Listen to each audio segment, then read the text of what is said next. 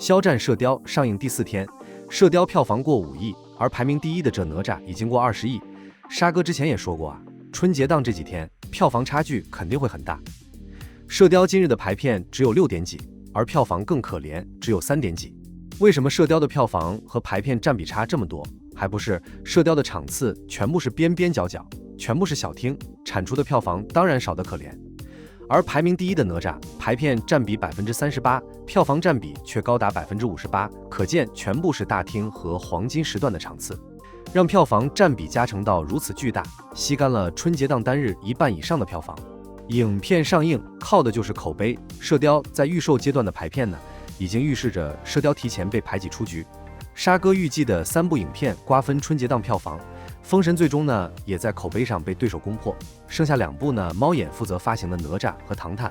那很多人不知道的是，封神第1部也是猫眼发行，第1部呢是在上映一段时间后口碑逆袭翻身，可见猫眼不仅是强大的卖票平台，舆论战也是顶尖的存在。今年的春节档再次验证了这一点。哪吒一部动画片在专业领域确实是行业顶尖，但是在讲故事上真的还是第1吗？如果说封神的通天教主是丑化神仙，哪吒的南极仙翁怎么说？笑点的营造很多靠的也只是屎尿屁，这就是商业片的悲哀啊！但是观众喜欢，资本开心。封神舆论被攻破，还是内核不足，用150台机器参考历史壁画的银角法相被吐槽是屎，这就是创造者的功力不足啊！钱花了出不来结果，自我感动，更不用说讲故事的逻辑漏洞百出。论讲故事，徐克对《射雕》的改编是极品，这在未来时间的长河中可以验证。《射雕》好在哪里啊？徐克的讲故事背后的逻辑，可能当下很多观众看不懂，但是欣赏他的人会慢慢的讲出来，讲给大家听。这个时候，很多观众会恍然大悟。毕竟一个艺术品不是人人都懂欣赏，需要有人介绍。很多博主说，《射雕》的内核是侠之大者，为国为民。有意思的是，《射雕》这部影片可能真的做到了侠之大者。今年的电影行业一片哀嚎，整个行业陷入到倒退和亏损的泥潭中。今天的春节档集结这么多实力影片，背后呢可能是一盘棋，《射雕》呢在春节档上映，可能也是一盘棋中的重要一步。以肖战的号召力，暑假档预售照样可以是这个成绩，照样可以刷新影史记录，而且没有这么多富二代竞争，票房更容易拿到手。放在春节档，是《射雕》刷新了影史的预售，造出了春节档火爆的大势。而到了瓜分利益的时候，《射雕》被挤出局，富二代们瓜分成果啊！《射雕》这部影片啊，做的事情就是侠之大者，为国为民。为了拯救电影行业，为了给春节档激活造势呢，肖战的《射雕》一马当先，功不可没。不愧是中影啊，它的性质也决定了它的格局必须大。当然，中影作为电影行业的领头羊，也是今年春节档哪吒的联合发行，唐探的出品和联合发行，封神的联合发行。也就是说，中影在春节档的利益不仅是射雕，这几部都有它的利益相关。春节档对于中影来说是一盘棋。当然，黑子也不用高兴，中影当然知道肖战的实力啊，射雕还没上映，中影就投资了。肖战的得显紧致，更何况射雕已经让业内更加看懂了肖战的水平。中影很可能不会放过肖战，会跟肖战没完没了的合作下去。这个春节档在电影行业最顶尖的群龙环伺之下，只要射雕的上映期还长，射雕就还有机会。那更不用说在大银幕，肖战不是只有射雕这一个机会，后面还有更多机会持续证明自己。这黑子为了黑射雕已经失智了。既然说射雕不是徐克拍的，是新力拍的，新力在春节档只是封神的一个实名都排不到的联合出品，射雕的第一出品是中影。黑子的意思是中影都只配是新力的白手套是吧？脑子是不是进水了啊？有没有看花絮和演员的采访啊？既然闭眼黑徐克不是导演，黑子懂不懂电影啊？其他导演能拍出那些场面和故事逻辑吗？简直要把人笑死。肖战射雕主线遭无脑抹黑，荒谬至极。偏见才是中国武侠走向世界的最大绊脚石。这部影片，这不仅是一场荡气回肠的武侠传奇，更是一次关于家国大义与英雄成长的深刻探讨。影片通过郭靖寻找黄蓉的线索，引出各路人物登场，同时让郭靖在追寻过程中直面战火与苍生疾苦，让他从单纯的少年成长为真正的侠之大者。这条主线逻辑清晰，情感深厚，立意高远。可笑的是，这样一个堪称完美的故事主线，竟然被某些别有用心之人抹黑、嘲讽。更有甚者，竟妄言郭靖2个小时都在找黄蓉，真是荒谬至极，令人哭笑不得。每一部伟大的作品都有其独特的主线脉络。《西游记》的主线是取经，师徒4人一路斩妖伏魔，历经81难才成就正果。《倚天屠龙记》的主线是围绕屠龙刀与倚天剑展开的江湖纷争，牵引出无数爱恨情仇与武林厮杀。那为何到了《射雕英雄传》，塑造一个主线脉络就成了罪过？这些人是在故意制造舆论战，还是单纯对武侠艺术的理解能力堪忧？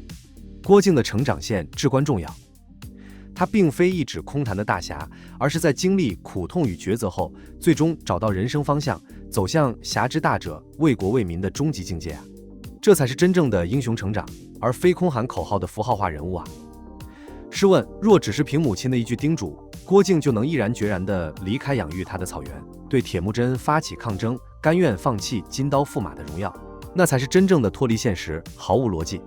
正是因为他一路亲眼见证战争给百姓带来的痛苦，才能让他最终做出那个震撼人心的抉择。这是侠与国的升华，是英雄真正的蜕变。如此精妙的主线叙事，为何反而成了黑子们抹黑的武器？这些人对武侠的偏见，才是真正阻碍中国武侠电影走向世界的最大绊脚石。一直以来，武侠都是中国独有的浪漫，是中华文化的瑰宝，是国人心中不可替代的精神图腾啊。然而，近20年来，武侠电影遇到瓶颈，曾经的快意恩仇、铁血丹心被商业市场的浮躁风气所淹没。如今，《射雕英雄传侠之大者》携手徐克导演《王者归来》，肩负着重振武侠电影的重任。这不仅是一次艺术上的突破，更是中国文化走向世界的一座桥梁。然而，令人痛心的是，在肖战和射雕力挽狂澜之际，却遭遇了无端黑粉的围攻。面对网络上的抹黑与舆论战，这不仅仅是对电影的恶意诋毁，更是对中国武侠文化的扼杀。《射雕英雄传侠之大者》并非简单的还原经典，而是用电影语言赋予这个故事更深的内涵。每一个镜头都饱含匠心，每一场武戏都暗藏玄机，每一个细节都极尽考究。比如郭靖与西毒的对战，明明同样使用9阴真经，却一真一假。郭靖的气旋是凸起的，欧阳锋的则是内凹的。这些细节令人拍案叫绝，足以见得徐克导演的用心之至。对于黑子们口中的所谓节奏拖沓，实际上是最精妙的叙事逻辑。电影节奏极快，每一次转场都如行云流水，每一个剧情推进呢都环环相扣，毫无赘余啊。这是一部值得反复推敲、深入研究的作品，是一部真正经得起时间考验的武侠巨制。郭靖一直是金庸笔下最富国民度的侠者，他的醇厚、执着、赤诚，承载着无数武侠迷的情感寄托。而肖战这位颜值与实力兼备的演员，用自己的理解赋予郭靖新的生命力。潇洒俊美的外形，厚道质朴的气质，执着坚韧的眼神。他的每一个眼神，每一个微表情，都在诉说郭靖的内心挣扎与成长轨迹。这样的郭靖怎能不令人信服？怎能不令人动容？郭靖是华筝心目中骄傲的男子汉，是黄蓉心中信任依靠的侠士，是南宋百姓心中的英雄。